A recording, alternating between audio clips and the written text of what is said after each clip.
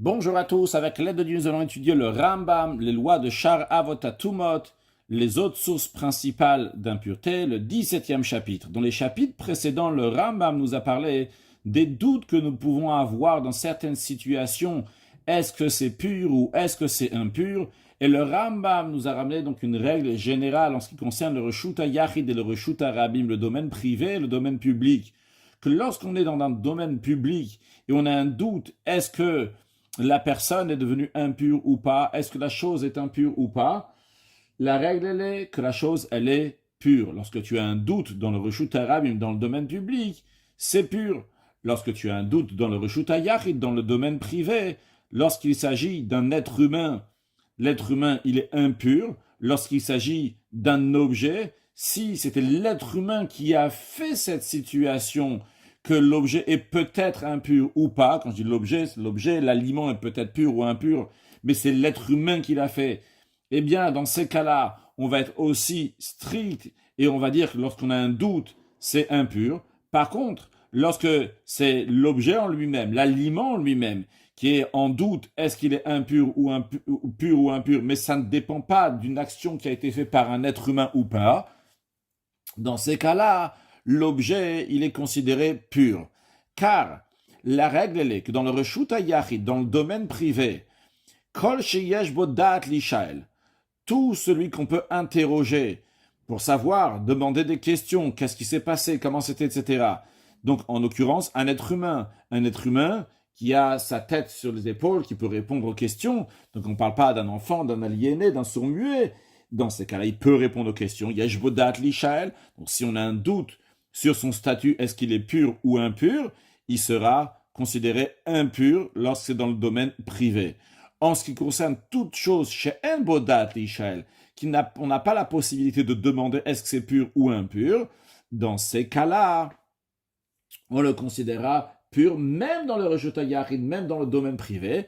Donc c'est le cas de tous les ustensiles qui sont dans le Reshut HaYachid dans un domaine privé, c'est le cas de tous les aliments qui sont dans un domaine privé, que El Bodat Lishal, il n'y a pas la possibilité de demander est-ce qu'ils sont purs ou impurs, donc ils sont considérés purs. Encore une fois, je rajoute, on peut rajouter ça en parenthèse ou rajouter ça tout simplement, c'est uniquement lorsqu'on n'a pas, le doute ne s'est pas fait par l'être humain. On a un doute sur l'objet ou sur l'aliment, mais c'est pas si on a un doute est-ce que la personne l'a rendu impur dans le domaine privé ou pas, parce que dans ce cas-là, ça sera impur. Donc, l'idée, en tous les cas, qu'on a appris, c'était ça pour le Reshut HaYachid, pour le domaine privé. Aussi, ce que nous avons appris, c'était que quand on dit on a un safek, on a un doute, c'est un safek qui est chakoul, un safek donc qui est égal, entre guillemets 50-50. Mais s'il y a une présomption, ou il y a quelque chose qui pousse plus à dire qu'il y a des grandes possibilités que c'était impur, dans ces cas-là, on va le considérer impur.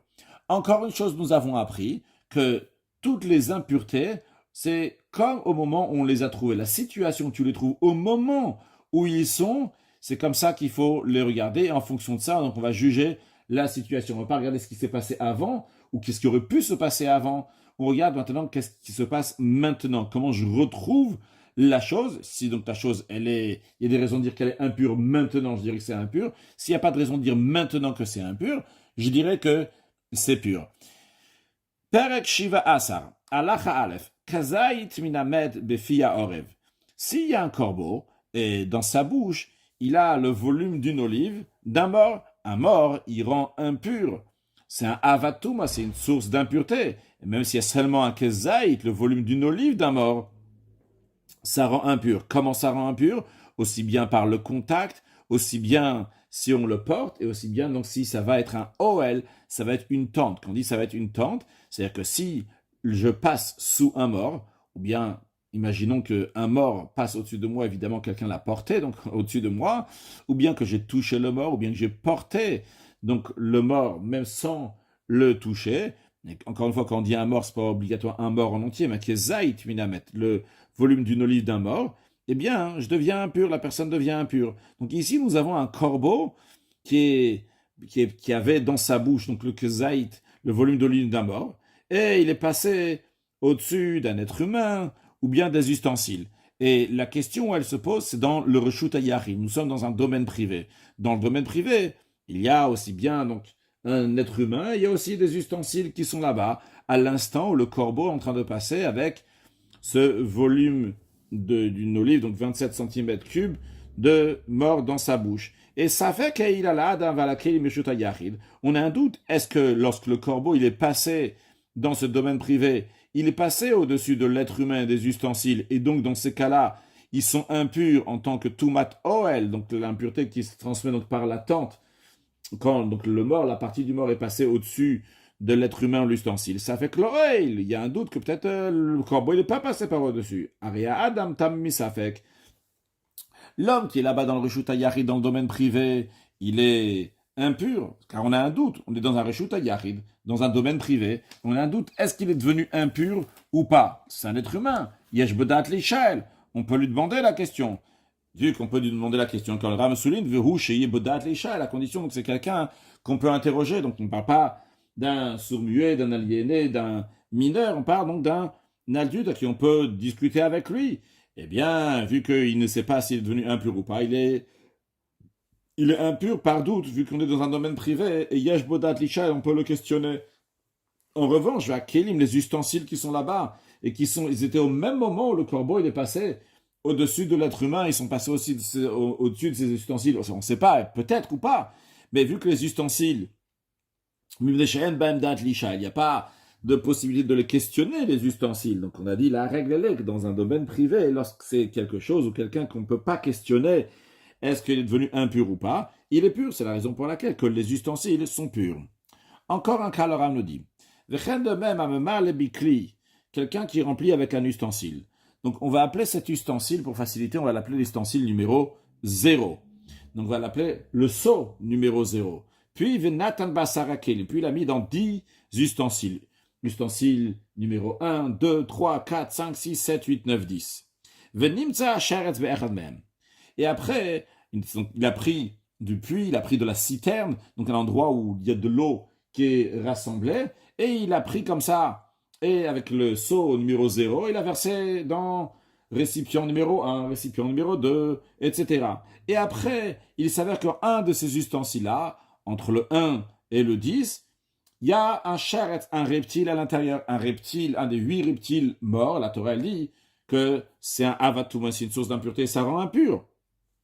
La question, elle est maintenant, qu'est-ce qui est impur? Est-ce qu'on considère que tous les os sont impurs? Est-ce qu'on considère que le seau numéro 0, là-bas, il y avait une impureté? Est-ce qu'on considère que dans la citerne laquelle on a pris les os, là-bas se trouvait le sheretz, ce reptile? Ou bien on considère que le reptile se trouvait uniquement dans cet ustensile-là et uniquement lui impur? Eh bien, la réponse, elle est que hu tamé, uniquement cet ustensile est impur, vekoulan, et tous les autres ustensiles, les 9 autres ustensiles, et quand il dit les 9 autres, en réalité c'est les 9 autres, plus l'ustensile, plus le seau numéro 0, tous théorines sont purs, même si c'est dans Reshut Yahid, même si c'est un domaine privé que ça s'est passé. Bien qu'il y a un doute sur les 9 ustensiles et sur le seau numéro 0. Que peut-être le sheretz de reptile se trouvait dans le seau numéro 0, et donc, tout après, quand c'est passé, l'eau elle est passée du seau numéro 0 dans les 10 ustensiles, tous sont impurs, jusque c'est tombé, le sheretz, ce reptile, est tombé dans un des ustensiles.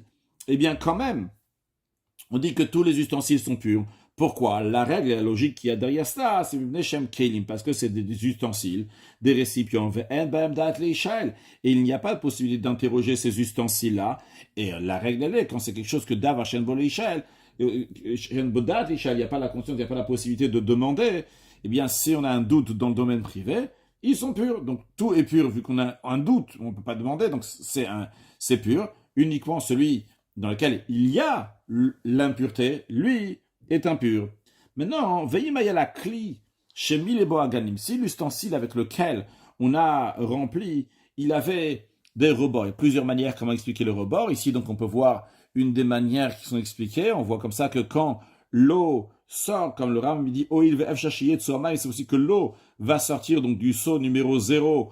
Et quand il rentre dans l'ustensile, c'est possible que le sheretz, le reptile va s'attarder là-bas, ça veut dire qu'il va rester à l'intérieur. C'est possible qu'avec ce seau numéro 0, il a rempli l'ustensile numéro 1, 2, 3, 4, 5, mais le sheretz, ici en l'occurrence donc un lézard qu'on voit ici, le lézard donc est resté à l'intérieur. Donc ça, comme ça, on peut expliquer donc les ogonymes. Donc dans d'autres versions, il y a aussi oznaim. Donc l'idée en tous les cas, c'est quelque chose qui retient le charetz. Ça peut être aussi, imaginons, que cet ustensile-là, il a un rebord vers l'intérieur. Donc c'est replié vers l'intérieur. Et donc c'est possible que quand on verse, même quand tu vas le mettre totalement à l'envers, c'est possible que le charetz va s'arrêter dans l'ouverture de l'ustensile, donc comme ça qui est replié.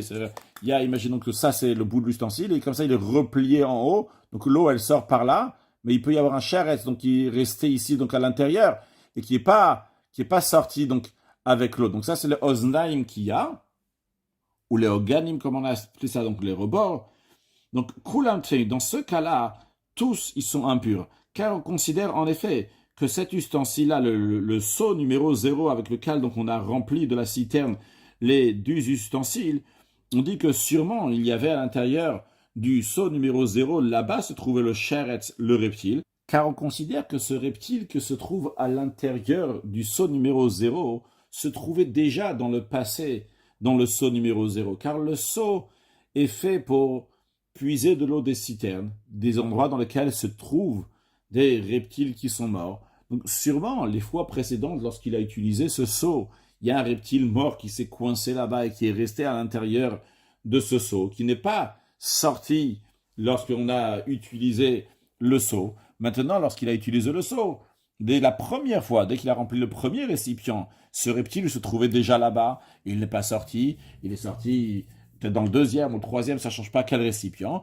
mais le fait qu'on retrouve donc dans un des 10 récipients, on considère qu'il était déjà dans le seau numéro 0, et c'est la raison pour laquelle que tous les eaux qui sont passés donc par le seau numéro 0 sont impures, et donc tout ce qui se trouve dans les 10 récipients est considéré de l'eau impure.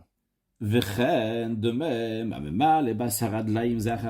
celui qui remplit 10 seaux, c'est-à-dire il a pris un seau, il a fait rentrer dans la citerne, il a fait sortir de l'eau, il a pris un deuxième seau, il a mis dans la citerne, il a fait sortir de l'eau, comme ça il a rempli 10 seaux. Après avoir rempli ces 10 seaux-là, Venatan Ba'asara Kelim, il les a mis dans 10 récipients, c'est-à-dire que il a pris un seau et il a mis dans un récipient, il a pris un deuxième seau, il a mis dans un deuxième récipient, et ainsi de suite, jusqu'au 10e seau qu'il a mis dans un 10e récipient. Donc, midli echad, likli echad, d'un seau, un ustensile, comme ça il a fait 10 fois. Mais, venyadua rishon mina acharon, mais il ne rappelle pas quel seau il a pris pour faire remplir le premier ustensile et quel seau il a pris pour le deuxième ustensile et ainsi de suite jusqu'au 10e ustensile. Il ne sait pas donc quel seau il a utilisé pour remplir les ustensiles. C'est-à-dire, en effet, il a 10 seaux et 10 ustensiles.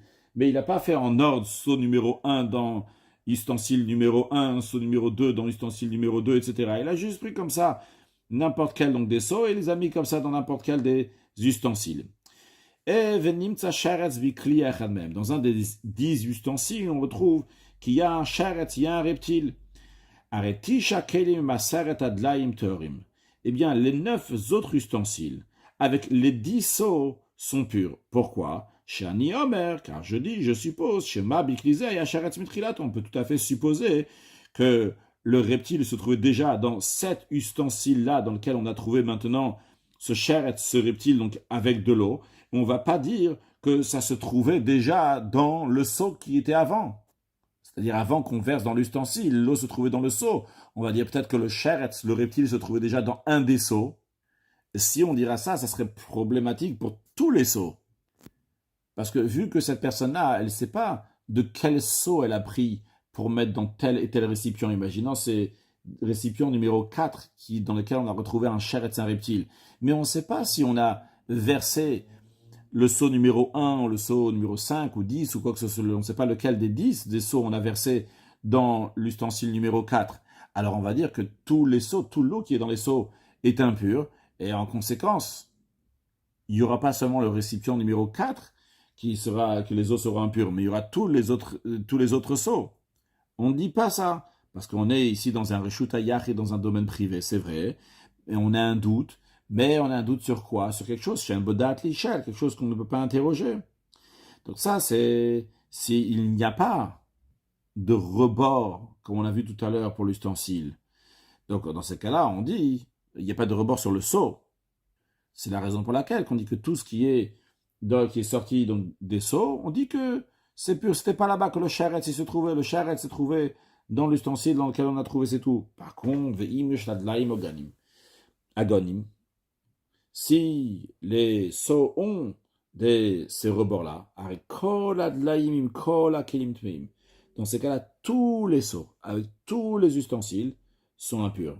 Car on dit, sûrement, où se trouvait le reptile? Dans un des seaux. Maintenant, on ne sait pas maintenant c'était quel seau qu'il a rempli, l'ustensile numéro 4. Et on dit, vu qu'il y a un rebord, sûrement le reptile, donc, il s'est resté là-bas, il s'est bloqué là-bas pendant un moment, et il a décidé de sortir, lorsqu'il y avait l'ustensile numéro 4, il a décidé de sortir là-bas. Donc, en tous les cas, on va dire que où se trouvait le reptile, il était déjà dans le seau.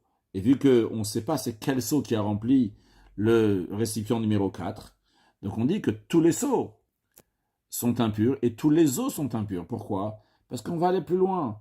On va dire ici, lorsqu'il a mis son seau dans la citerne, le charetz, le reptile, est rentré dans la citerne.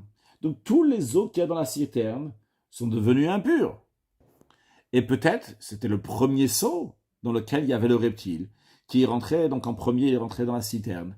Il a puisé là-bas de l'eau, et après lorsqu'il va venir puiser avec le deuxième seau de l'eau qu'il va puiser, elle est aussi impure, et ainsi de suite, jusqu'à la fin. Donc tous les eaux sont impures, aussi bien donc dans les seaux et aussi bien dans les ustensiles. Et c'est pas seulement les eaux des seaux, c'est pas seulement les eaux des ustensiles, mais c'est les seaux eux-mêmes et les ustensiles eux-mêmes qui sont devenus impurs. Car lorsque nous avons des liquides qui sont impurs, les sages ont décrété que les liquides qui sont impurs vont rendre impurs même des ustensiles qui sont impurs.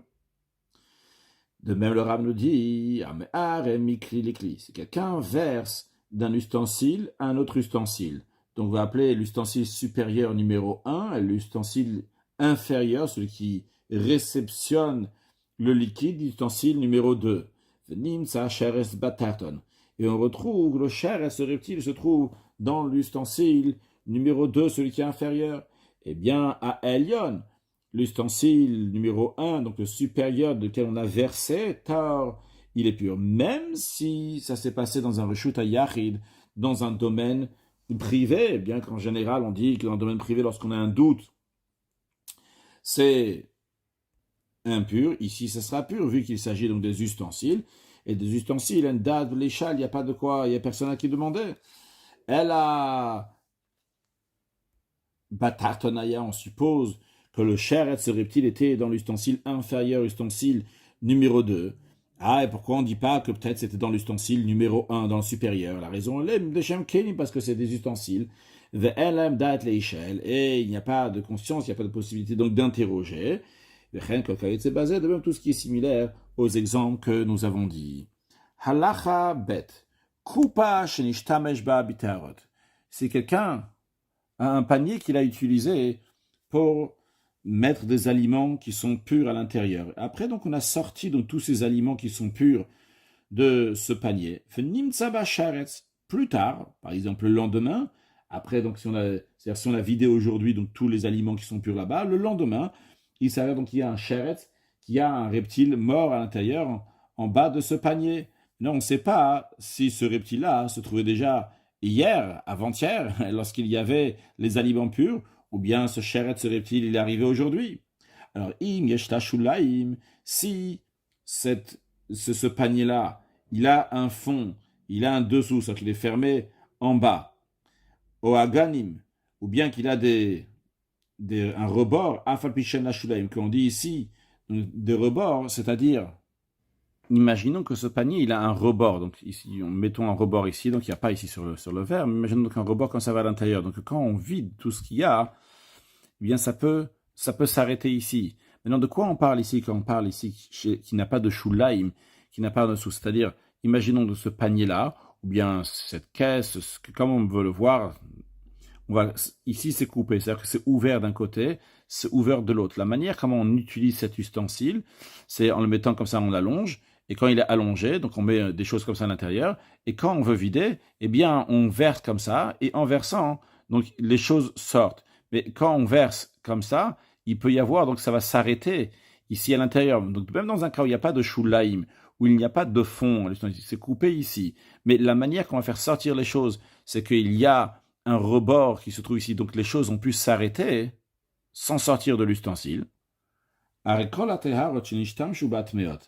Tous les aliments purs qu'on s'est servi donc dans cet ustensile-là sont impurs, car on considère que le sheretz, le reptile, se trouvait là-bas au moment où il y avait les aliments qui sont purs, et la raison pourquoi il n'est pas sorti, c'est parce qu'il a de quoi rester. Ou bien lorsqu'il y a des shulaim, donc il y a un fond au panier, donc c'était à l'intérieur, même quand on avait les théarotes, on a sorti après les théarotes, mais au fond, donc c'est resté le sheretz de reptile, ou même dans un cas qu'il n'y avait pas de shulaim, il n'y avait pas de fond, et on sortait les choses donc en mettant les aliments comme ça, mais il y a quelque chose qui arrête ici à la sortie, donc quand on a fait, comme ça on a versé un peu ces sorties, mais le sheretz, donc c'est la raison, il est resté à l'intérieur, parce qu'il avait comment rester à l'intérieur. Et le Rambam nous dit que ça va encore plus loin. Afiloaita beduka, même si avant de mettre des aliments purs, il a bien regardé le panier, il a bien regardé cette caisse, qu'il ne reste, qu'il n'y a rien du tout, que ce soit propre, qu'il n'y a pas de sheretz, il n'y a pas de reptile. Et après au mechoussa, il a même recouvert après avoir mis les aliments qui sont purs. Quand même, on dit que c'est impur. Pourquoi? Shemaim albat, yado, minakupa, parce que c'est possible que juste après qu'il a soulevé sa main, minabdika, donc après qu'il a soulevé sa main de l'examen qu'il vient de faire, juste après ça, nafala sheretz, parce que juste après, le sheretz, ce reptile, il est tombé. Donc on peut supposer comme ça, donc on considère que ça s'est passé d'une telle manière, et donc c'est tous les aliments qui sont là-bas sont impurs.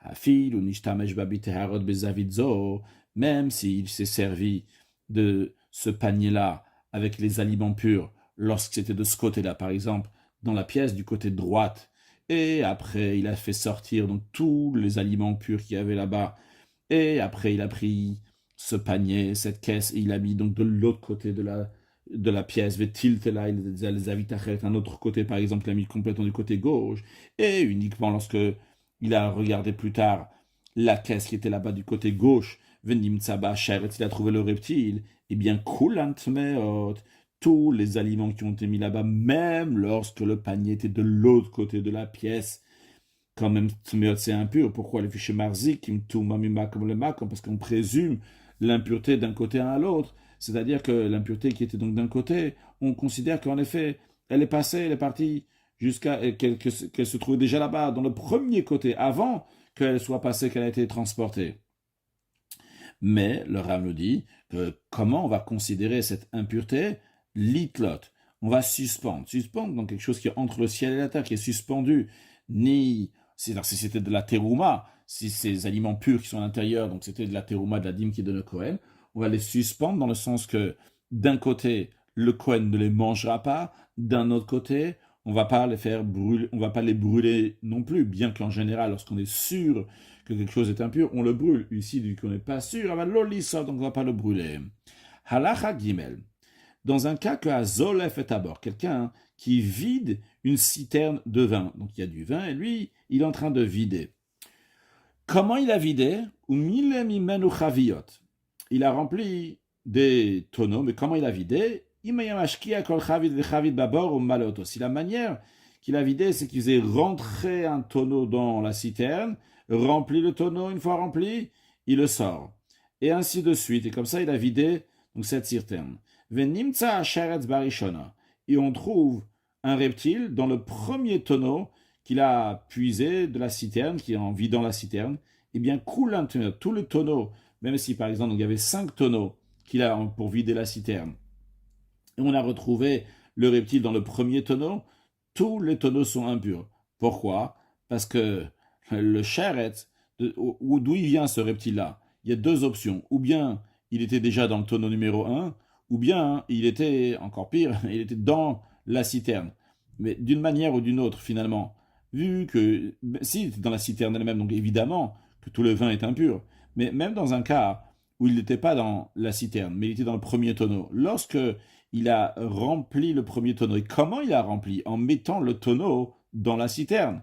Donc tout le liquide, en l'occurrence le vin qui se trouve dans la citerne, est devenu impur. Donc quand après il a puiser le deuxième tonneau, troisième, etc., tous ils sont impurs vu que le premier tonneau avec le sheretz, le reptile qui était à l'intérieur, a rendu impur la citerne.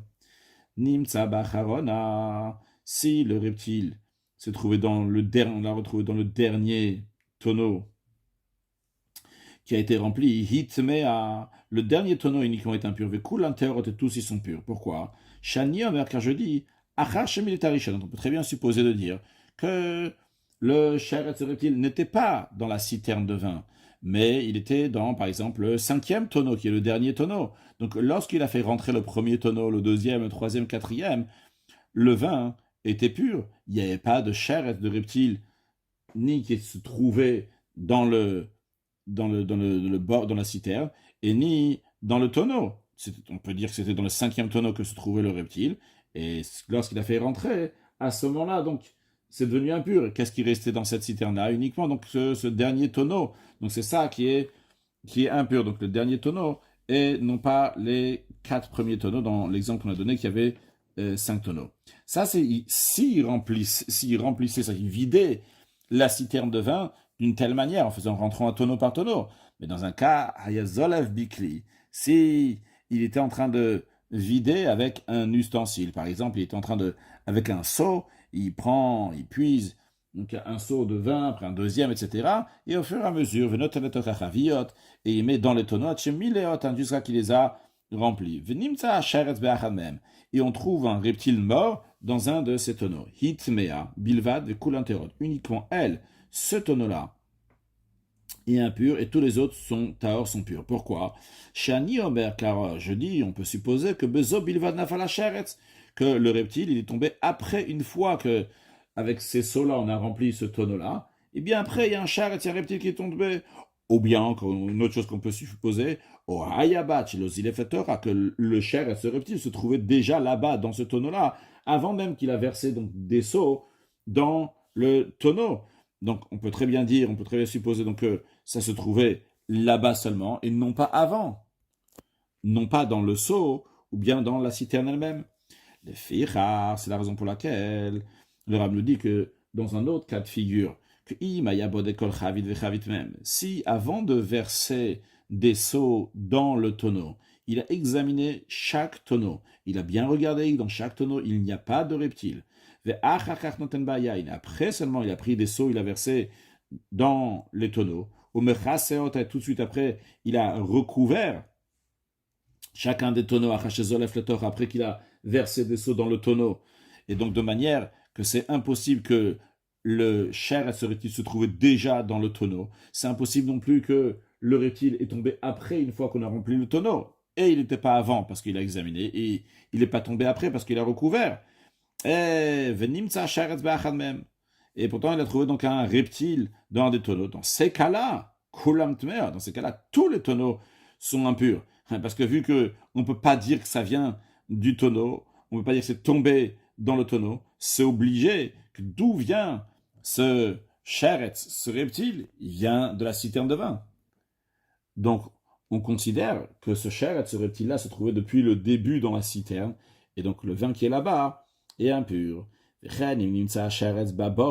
Même si on a trouvé un reptile dans la citerne, même au Bakli chez Zolevbo, ou bien dans l'ustensile, par exemple, donc les seaux, on a dit, dans lesquels il verse le vin, Hakolta, mais tous les tonneaux sont impurs, car on considère que le sheretz, ce reptile, était déjà dans la citerne de vin, ou bien dans l'ustensile dans lequel il a pris à chaque fois, et l'ustensile, le seau avec lequel il a versé, dans lequel on retrouve le sheretz, il est rentré dans la citerne, donc tout le vin qui est là-bas est impur. Halacha dalet.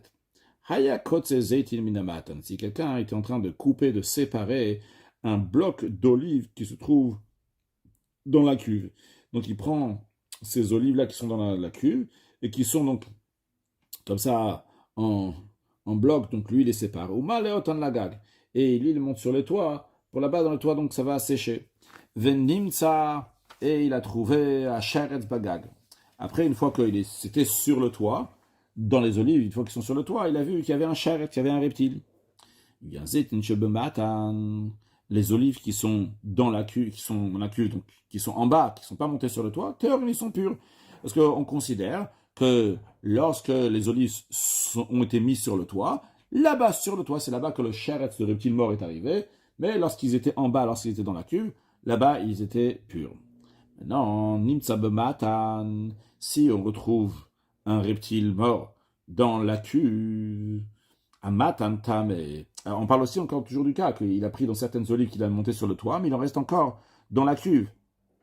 La question, elle est-ce qu'on va dire que ceux qui sont sur le toit aussi sont impurs ou pas? Non, on dit que ceux qui sont dans le matan, uniquement ceux qui sont dans la cuve, eux, ils sont impurs. En autre mot, on considère que le ce reptile, est arrivé dans ces olives-là après qu'on a fait monter d'autres olives sur le toit. C'est le principe qu'on a vu. On se trouve dans un reshut yachid, on se trouve dans un domaine privé. Il y a pas, c'est des aliments donc on ne peut pas demander de questions. Donc on a un safek, c'est pur. Et on a dit aussi donc le principe que chaque touma, c'est kishat metziat, donc à un moment on l'a trouvé. Donc ici on a trouvé, c'est l'idée qu'on retrouve dans plusieurs halachot ici dans ce chapitre-là. Quand tu as retrouvé, qu'est-ce que tu as retrouvé? Tu as retrouvé un charet sur le toit. Ce qui est dans le toit, c'est les olives qui sont sur le toit sont impurs. Ceux qui sont dans la cuve, ils sont purs. Tu as trouvé dans la cuve, et il y en a d'autres qui sont déjà partis sur le toit. Ce que tu as trouvé sur la cuve, au moment où tu as trouvé, ceux qui sont impurs. S'il trouve donc le reptile entre le mur et les olives. Hazetim teorim, les olives sont pures. On ne dit pas que peut-être le reptile qui est sur le côté, il a touché les olives. Si le reptile se trouvait dans un bloc d'olives, donc s'il se trouve dans le bloc d'olives, c'est obligé qu'il est rentré dans les olives avant que les olives se sont fait un bloc. Et une fois que c'est un bloc, le reptile ne peut plus rentrer là-bas. Maintenant, on va à Gouche Bagag. Ce bloc-là d'olives se trouve sur le toit. Donc, quand on dit il se trouve sur le toit, on parle toujours du cas qu'il a pris ces olives-là, donc qui se trouvaient dans la cuve, et il les a montées sur le toit. Et là-bas, donc, dans ce bloc-là d'olives qu'il y a sur le toit, c'est là-bas qu'on a trouvé un charetz, un reptile en plein milieu. Im betor shloshayamim, si c'est suite aux 3 jours, c'est-à-dire qu'imaginons que c'était, donc il a pris les olives de la cuve aujourd'hui, donc dimanche, et après on a lundi, et après on a mardi. Donc dans ces 3 jours-là, et dans le toit, donc c'était comme ça, donc c'était un bloc, et dans ce bloc-là, il a trouvé un sheretz. Dans ces cas-là, afamat antame. Même les olives qui sont dans la cuve sont impures. Pourquoi?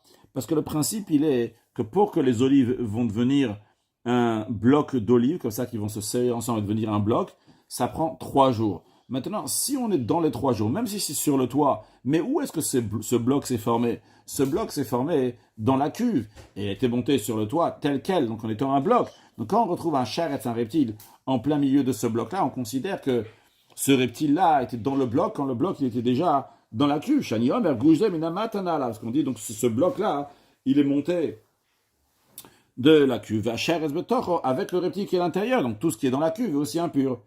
Non, si on a retrouvé ça mercredi, jeudi, c'est-à-dire donc il y avait un bloc d'olives qui se trouvait sur le toit, donc quelques jours plus tard, donc pas dans les 3 jours qui suivent le moment où on l'a pris de la cuve, et dans ce bloc-là d'olives, on retrouve un sheretz, un matan taor, dans ce cas-là, le matan, la cuve, elle est pure, chez ma bagag dit kapsu, parce que peut-être, où est-ce qu'ils sont devenus un gouche, comment ils sont devenus un bloc, c'était une fois qu'ils sont été montés sur le toit.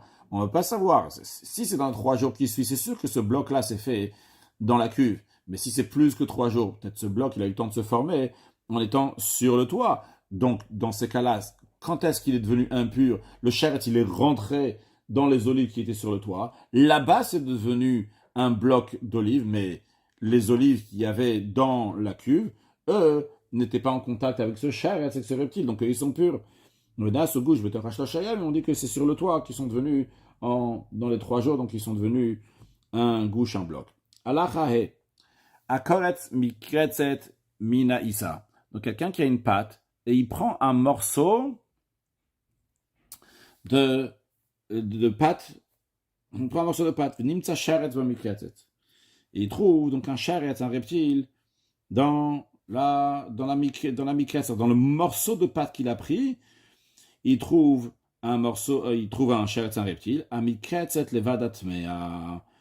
uniquement ce morceau de pâte qu'il a pris, donc du gros morceau de pâte, il a pris un petit morceau, ce petit morceau-là sur lequel il y a le charetz, c'est lui qui est impur, et le reste de la pâte est pur. Nimtzet ba'isa, si après avoir pris un morceau, d'un petit morceau, pour différencier, on va dire un petit et gros, on va dire il a pris un petit morceau de pâte, donc du gros morceau de pâte, eh bien, isa levadat mea, uniquement la pâte, elle est impure, car on dit, quand il a enlevé le petit morceau de pâte, il n'y avait pas encore de chair de reptile, c'est seulement après que ces reptiles, il s'est mis sur ce gros morceau de pâte. Nimtsa betocha mikretzet, si le chair se retrouve dans le morceau, le petit morceau qu'il a enlevé, non pas sur, mais dans afaïsat, mais dans ces cas-là, même le gros morceau de pâte ou le reste, lui aussi est impur, vu qu'on ne l'a retrouvé pas dessus, le petit morceau qu'on a enlevé, mais dedans. Alors on suppose qu'il était déjà à l'intérieur de ce petit morceau de pâte. Donc ce petit morceau de pâte, il était rattaché au gros morceau de pâte. Donc tout est impur. Halachavav. Ochel tamesh nimtzet galina sheno b'toch hakikar. Quelqu'un chez lui à la maison, il a un fruit qui est impur. Et donc un fruit avec lequel donc, il y a un grain au milieu, un noyau au milieu. Et donc de ce fruit, de ce ochel tam et de cet aliment, ce fruit-là qui est impur, il a retrouvé uniquement le noyau de ce fruit dans un pain. Ou bien qu'il a trouvé ce noyau al gabetav shilroter, sur un mets qui est bouillant. Eh bien, afal pichen alea mashketofer, même si sur ce noyau-là, il n'y a pas du tout de liquide. En général, lorsque un fruit fond et il laisse un noyau, il y a, avec le fruit qui a fondu, il y a donc beaucoup de liquide. Là, il n'y a pas du tout de liquide. À trouver juste le noyau dans le pain, ou bien il y a uniquement le noyau qui est dans ce mets qui est bouillant. Alors la question, elle est-ce que ça va rendre impur le pain, le bouillon, le mets ou pas? Parce que s'il n'y a que le noyau lui-même, c'est pas un aliment. Vu que c'est pas un aliment, il rend pas impur. Mais la question, elle est-ce qu'il y avait avec ce noyau-là, l'aliment aussi était là-bas, le fruit aussi a été là-bas, ou uniquement le noyau a été déposé? Eh bien, dans notre cas, harem tmeim, on considère que le pain et le mets sont impurs. Pourquoi? Shani Omer, car je suppose que à Ochel Kulo Nafal Sham, que tout l'aliment est tombé là-bas. C'est-à-dire qu'il y avait un fruit qui était entier. Le fruit impur était entièrement dans ce morceau de pain. Le fruit impur était entièrement dans ce mets qui était bouillant. Donc comme ça, Nafal Sham, il est tombé là-bas. Venimoar betachakikar. Et après, donc, il a fondu lorsqu'il était dans le pain, lorsqu'on a mis le pain au four. C'était très chaud. Et donc, le fruit a complètement fondu et il a seulement un noyau. Au mechamatar ticha. Ou bien peut-être le fait d'avoir mis donc ce fruit-là, il était entièrement donc dans le mets qui est bouillant et il reste uniquement le noyau parce que le reste du fruit a fondu, veni garinato, et il reste uniquement le noyau. Mais non, si dans un autre cas, c'est-à-dire un autre cas, le cas de figure n'est pas exactement le même. On a toujours quelqu'un qui a chez lui un fruit qui est impur et il retrouve uniquement le noyau, mais cette fois-ci, c'est pas dans le pain, et ce n'est pas dans un mets qui est bouillant, mais nimtzet agarina al gabe akikar. S'il a trouvé le noyau sur le pain, donc à l'extérieur, non pas dans le pain, au betor tachil sol, bien qu'il a trouvé dans un mets, mais qui est froid. Dans ces cas-là, le pain ou bien ce mets-là sont purs. Mais dans un cas où ce noyau-là, il est humide, donc on voit qu'il était rattaché avec le fruit. Eh bien quand même, Shani Omer, je dis, parce que je dis, ce noyau-là, il est sûrement tombé, donc on peut supposer qu'il est tombé seul. C'est une fois qu'il restait plus du fruit, il est tombé lui seul sur ce pain-là. Et donc, ça ne rend pas impur. Parce que s'il serait tombé avec donc du fruit, on aurait vu donc du fruit sur le pain. De même, si c'était dans un mets qui est froid, ça n'aurait pas complètement fondu. On aurait vu des morceaux de ce fruit-là. Le fait qu'on voit uniquement ici un noyau, on considère donc qu'il est pur. Halacha zayin, ayuba bait ochlim tvim v'acholim torib. Si quelqu'un chez lui à la maison, il avait des aliments impurs, donc des fruits impurs, et des aliments des fruits qui sont purs. Et il trouve chez lui à la maison donc un noyau dans un endroit dans lequel donc ils ont manipulé, ils ont mis là-bas donc des aliments qui sont purs, et c'est un endroit dans les gens qui ont manipulé ces choses pures, donc ils en ont mangé. La question elle est-ce que c'est des fruits impurs qu'ils ont mangés ou bien des fruits qui sont purs? Olchin achararov, on va aller d'après la majorité. Si la majorité des fruits qui sont dans la maison sont impurs, on va dire que ce noyau-là donc est aussi impur, et donc les gens qui ont manipulé ces aliments qui sont purs, ils sont devenus impurs. Et si la majorité des fruits qui sont dans la maison sont purs, on considère que ceux qui ont manipulé les aliments purs ont mangé quelque chose qui est pur. Juste à noter que dans les commentaires, c'est discuté sur cette règle-là, Holchin achararov. Il peut y avoir une question qui peut se poser, c'est ce qu'on a appris avant. Nous allons continuer. De même, s'il y avait damim tmeim, des sangs qui sont impurs.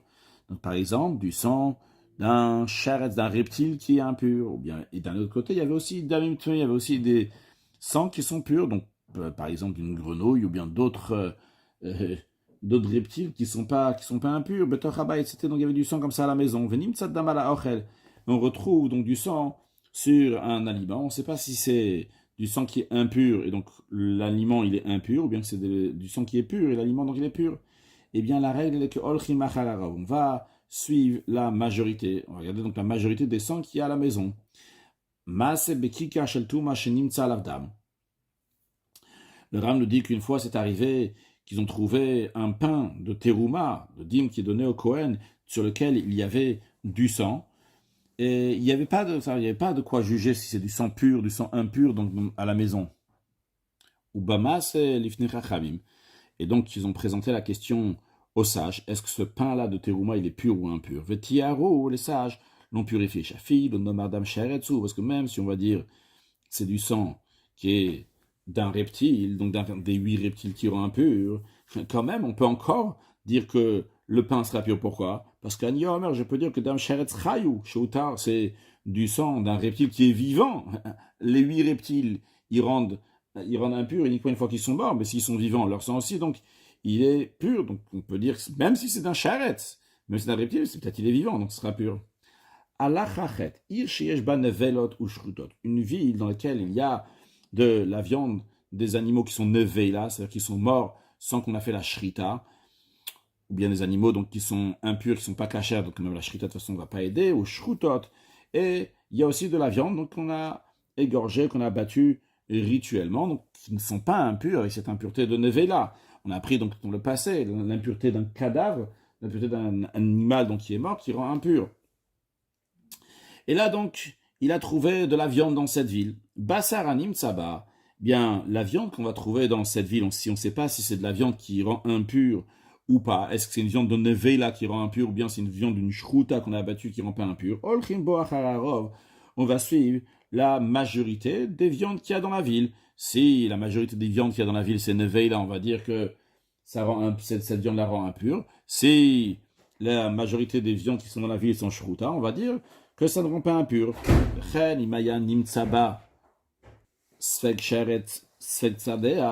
Donc s'il y a un doute, si ce morceau de viande, est-ce que c'est la viande d'un sheret, d'un reptile, un des 8 reptiles que la Torah elle dit que ça rend impur, ou bien de la viande d'un reptile que la Torah elle dit pas ça rend pas impur, comme par exemple celle d'une grenouille. On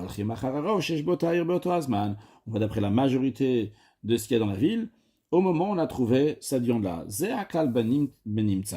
Voici la règle donc dans le morceau qu'on a trouvé, on ne sait pas si c'est impur ou pur. Alors Chacharov va d'après la majorité, que ça soit dans la maison, que ça soit dans la ville. Halachatet, Aisha shaita megavevet gvava, si une femme elle était en train d'entasser de la chaume bechatzer dans la cour, venimtsa sharetz betocha gvava. Après, on retrouve qu'il y a un reptile, un des 8 reptiles morts qui rend impur, il se trouvait dans la chaume. Un réseau tehora, bien la femme elle est pure. A priori, elle se trouvait dans le khatser dans la cour. La cour, c'est un reshut hayachid, c'est un domaine privé. Et dans ce cas-là, elle est impure. Pourquoi on dit qu'elle est pure ici? La raison, elle est shena sheretz metab bemasa, parce que le reptile ne rend pas impur si on l'a porté sans le toucher. Donc même si en portant la chaume, elle a touché aussi le sheretz, le reptile, elle n'a pas touché, elle a porté en même temps le reptile, mais elle n'est pas devenue impure. En effet, elle a soulevé comme ça la chaume, elle a entassé la chaume, elle n'a pas touché le reptile directement. Maintenant, nimtsa al gabe agvava, si on retrouve le reptile sur la chaume, arezotmea, elle est impure. Pourquoi? Shema nagabo, parce que peut-être elle a touché, on est dans un rachutayach et dans un domaine privé, donc on est on dit que c'est que le doute, c'est tamé, c'est impur. Haïta koveret bigvara, si la femme elle est en train de tamiser le grain, venim tsacheretz betocha perot chez bigvara, on trouve un reptile dans les fruits. Je dis les grains, c'est pas des grains ici on parle, donc il est en train de tamiser des fruits, donc ils sont plus gros même, avec un gros tamis. Et il se trouve, il y a un sheretz au milieu des fruits, donc pas au-dessus, dans les fruits. À Théora, la femme elle est pure. Elle a porté en effet un sheretz, mais on ne considère pas qu'elle a touché. Et comme on a dit, même si elle a porté le sheretz, le reptile, en portant le tamis, mais on ne devient pas impur en portant le reptile si on n'a pas touché. Et on considère qu'elle n'a pas touché, c'est parce que c'était au milieu donc, des fruits qui sont dans le tamis. Mais non, nimtsa al gabe agvara, si on retrouve le reptile sur les fruits qui sont sur le tamis, arizotmea, dans ces cas-là, la femme elle est impure chez Managabo, parce que peut-être elle a touché, mais qu'on a un doute dans un domaine privé, c'est impur, comme nous l'avons expliqué. Conclure avec un mot de Chassidut qui est lié avec la généralité des lois que nous sommes en train d'apprendre. Entre autres, on parle des teharot, donc des aliments qui sont purs. Quand on dit des aliments qui sont purs, ce n'est pas obligé que ce soit des aliments donc de terouma particulièrement. Tout simplement, ils sont purs. Ça peut être aussi du choulin, des aliments profanes qui sont purs. On apprendra bien plus tard dans le Rambam que le Rambam nous dit qu'on a le droit de manger donc des choulin, des aliments profanes qui ne sont pas purs. Mais quand même, il y a ici une importance, il y a quelque chose de bien de le faire, car ça amène à plein de bonnes choses. L'idée qu'il y a derrière cela, c'est qu'on ne doit pas se contenter avec ce qu'il y a jusqu'à présent dans la Gdusha, dans la sainteté, dans la pureté, mais on doit avancer et rajouter encore plus dans la pureté, de ne pas se contenter de la situation qu'on avait jusqu'à présent, même si c'était une bonne situation, mais rajouter encore, donc dans toutes les choses positives, rajouter encore avec encore plus de sainteté, de manière que la sainteté, elle amène la Geoula, Mitid, Vashlema avec Mashiach, now, une excellente journée.